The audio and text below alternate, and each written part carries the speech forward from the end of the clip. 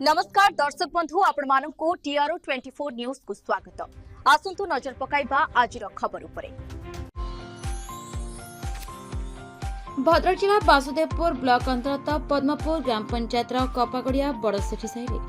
अष्टम प्रहरी नामयज्ञ अवसर एक विशाल कलश शोभायात्रा अनुष्ठित हो ग्रामवासी भक्तिमय परिवेश मध्य धार्मिक कार्यक्रम आयोजित होता। कपागड़िया बड़सेठी साहि बाहरी कलश शोभायात्रा गाँव विभिन्न पथ भ्रमण कर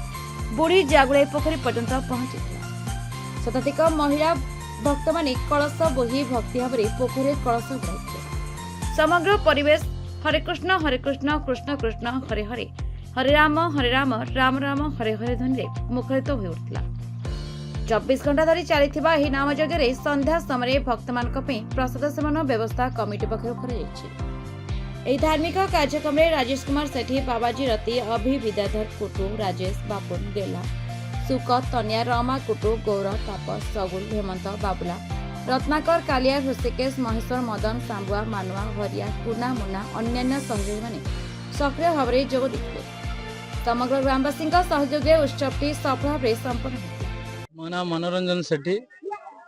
आमर कपागड़िया बड़सेठी साहिर निवासी मु बर्तमान आमर यहाँ हूँ 2 वर्ष द्वितीय वार्षिक हूँ अष्टम प्रहरी आज बर्तमान तो कलश शोभा शेष होगा लगे यापर नामयज्ञ नाम आरंभ हम आसंता काली पर्यंत 24 घंटा चलो अष्टम प्रहर सहित मुझे कहवाक चाहूँगी कि हरे कृष्ण कृष्ण कृष्ण हरे हरे हरे राम राम राम हरे हरे जो मान को जिते भी समय मिलूँ जो मन माने 2 मिनिट मिलू 1 मिनिट मिलू जिते बा समय मिलूँ से समयटा मिनिमम सकाळ टाइम रे 10 मिनिट केवल प्रभु नाम धरतु से नाम ही मुख्य नाम ही सर्व नाम ही धर्म सबू किसी से नाम रे ही आम लीन हवा दरकार ये कही मुझे कपाड़िया निवासी जहाँ भी हो ये भल लगुच अष्टमप्रहरी द्वितीय वर्ष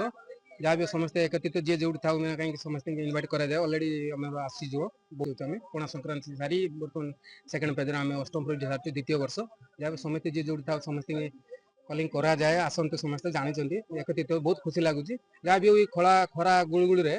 छोट पिला नहीं जहाँ भी सारिक आसवा कथा जहाँ भल लगुच समस्त ठाकुर भल। भद्रक शेख सैयद कादरी का रिपोर्ट द रिपब्लिक ओडिशा 24।